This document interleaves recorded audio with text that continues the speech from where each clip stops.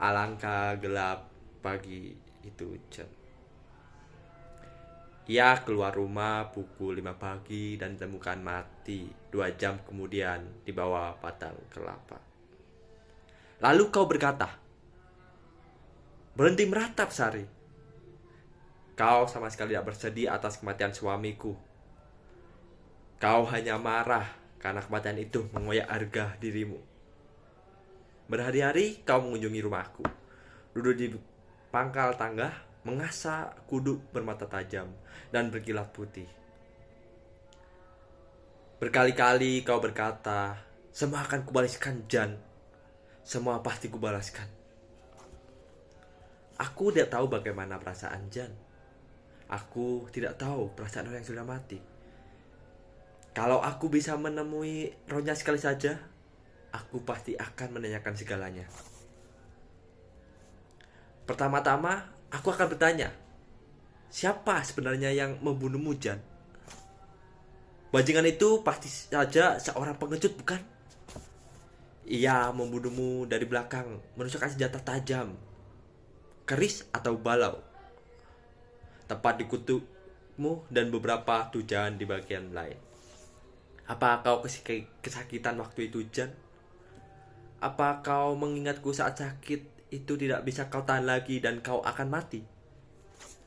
Apa kau membayangkan sedang menari bersamaku ketika pelan-pelan roh keluar dari tubuhmu? Apa kau benar kau ingin kematianmu dibalaskan oleh kakakmu yang bangsat itu? Berhenti meratap, Sari. Teriakan yang berasal dari pangkal tangga. Aku membuka mulutku kuat-kuat. Aku tidak tahu kalau mulutku baru saja meratap. Seperti aku sering tidak tahu air mataku terus mengalir bila saja ibuku tidak berbisik. Hapus air matamu, Sari. Kejadian ini harus dihentikan. Kenapa semua orang mengaturku? Jangan seharusnya datang ke sini dan memarahi mereka yang menghalang-halangi tubuhku melakukan rasa duka. Mereka semua takut pada arwah orang yang mati dibunuh. Mereka pasti lari terbirit-birit dari rumah ini dan meninggalkan aku sendirian saja. Aku benar-benar mau sendirian. Aku mau mengenang pagi ketika Jan keluar dari rumah. Dan ternyata itu terakhir kali aku melihatnya. Sebab setelahnya ia pulang dengan mata tak pernah terbuka lagi. Dan tuduhan keji bahwa ia dibunuh karena mencuri buah kelapa. Aku mau berburu rusa. Itu yang Jan katakan ketika mengambil balau yang dipajang di dinding. Jan memang suka ikut rombongan yang berkumpul di hulu sungai sebelum mereka bersama-sama memasuki hutan untuk berburu rusa atau kijang atau napu. Ia senang menerabas hutan dan mengejar rusa bersama kawanan anjing. Kau suka membunuh, Jan? Aku pernah bertanya sambil mengelitiki daun ringannya dengan jari-jariku yang masih menyisakan lukisan motif bunga dari sari daun inai kayu. Jan bilang, aku tidak suka membunuh, tapi aku senang berlari menembus semak yang membuatku tubuhku basah. Seminggu lalu, tubuh Jan basah oleh darah. Apa itu juga membuat Jan senang? Dan karena itu, ia memberikan dirinya dibunuh. Ini harus kubalaskan, Jan. Kau kembali berteriak dari pangkal tangga. Kau pasti saja sudah gila karena kematian adikmu. Kau sudah mendengar desas-desus yang berkembang bahwa Jan sengaja dibunuh karenamu. Semua orang tahu kebiasaanmu mengunjungi bilik perempuan yang ditinggal suaminya pergi ke ladang atau ke kota untuk menjual kayu manis dan kopi. Kau sudah berkali-kali mengunjungi bilik Rania, kan? Suami Rania tahu apa yang kau lakukan dan ia membalas dengan membunuh Jan. Kenapa, Jan? Sebab membunuh Jan jauh lebih mudah dan jauh lebih menyakitkan bagimu. Itu yang mereka inginkan. Membuatmu dikalahkan dengan telak. Membuat wajahmu ditampar-tampar. membuat jiwamu dihukum sedemikian berat dan kau menjadi gila. Dan kegilaan itu makin menggerogotimu karena mereka memainkan kelicikan demi kelicikan. Jan dituduh mencuri buah kelapa. Lihat betapa itu sangat menghina. Dan mereka menutup mata atas hamparan kebun kelapaku demi membuat tuduhan palsu. Dan karena itu, ia dibunuh oleh seorang idiot yang mengaku telah memergoki perbuatan Jan pada pagi buta itu. Si idiot itu adik suaminya, Rania.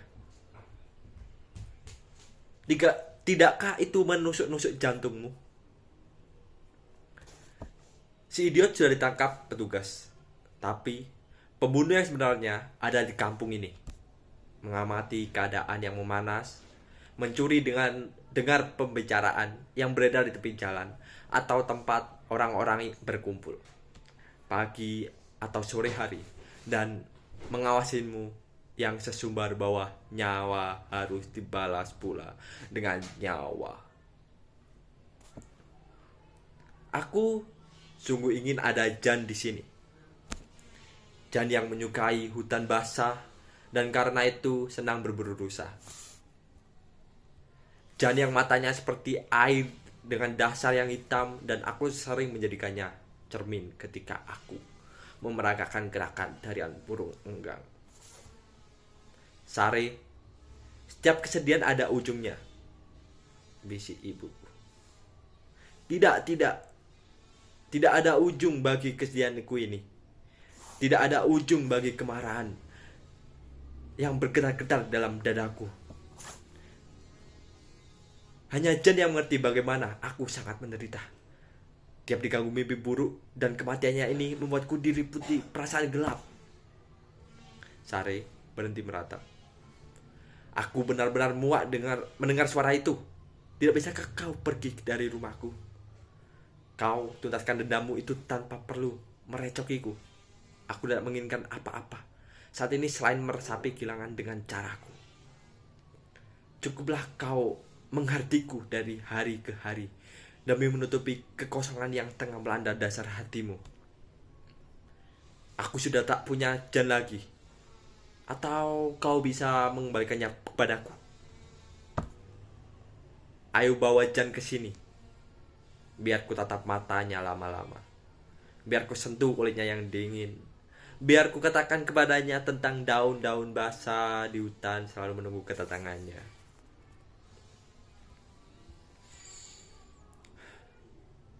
Pembunuh Jan yang sebenarnya memang tidak pernah ditangkap. Tidak pernah ditangkap polisi seperti maling yang digelandang ke kantor mereka di ibu kota kecamatan.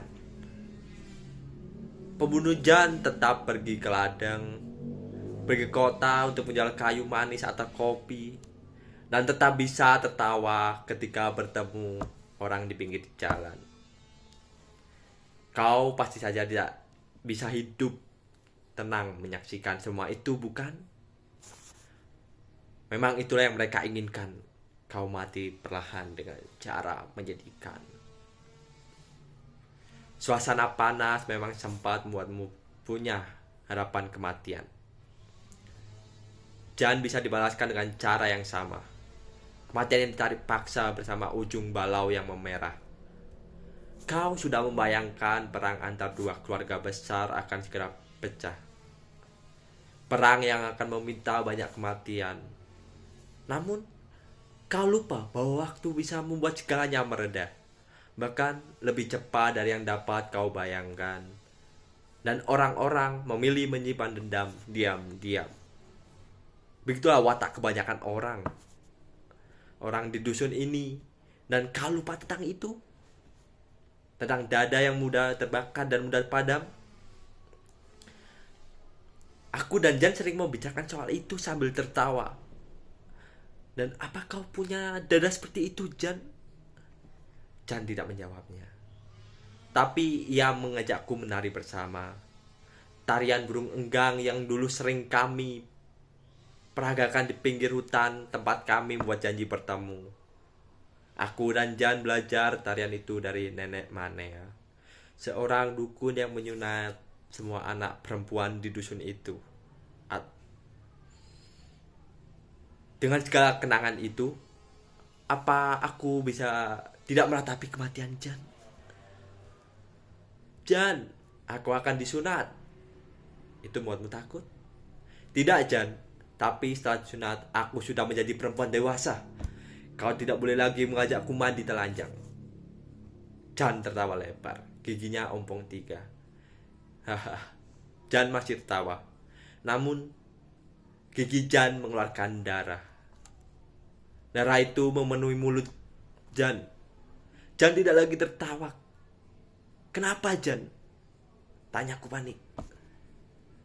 Jan tidak bisa menjawab dan darah dalam mulutnya menyembur-nyembur. Aku melolong-lolong. Diam, Sari. Berhenti meratap. Teriak suara dari pangkal tangga. Kau bermimpi? Kau menyebut-nyebut nama Jan. Ibuku berbisik. Aku bosan sekali dengan teriakanmu. Kapan kau akan meninggalkan pangkal tangga rumahku? Kau bukan seekor anjing yang harus menjagaku. Untuk apa kau di sana? Untuk berteriak kepadaku seolah kau memilikiku? Aku hanya milik Jan, seperti Jan hanya milikku. Setelah Jan mati, aku tak ingin berurusan lagi denganmu. Aku juga tak ingin lagi mendengar suara ibuku yang selalu berbisik setelah kematian Jan. Aku tak mau dibujuk, aku tidak sedang merajuk. Yang kulakukan cuma menangisi Jan, sampai aku merasa semua sudah habis dalam dadaku. Apa kau mengerti? Apa ibuku mengerti?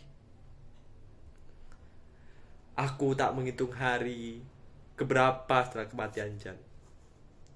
Ketika kau pergi dari pangkal tangga rumahku, sejak itu kau tidak pernah lagi ke sini, kata ibuku. Tentu saja ia masih saja berbicara dengan cara berbisik.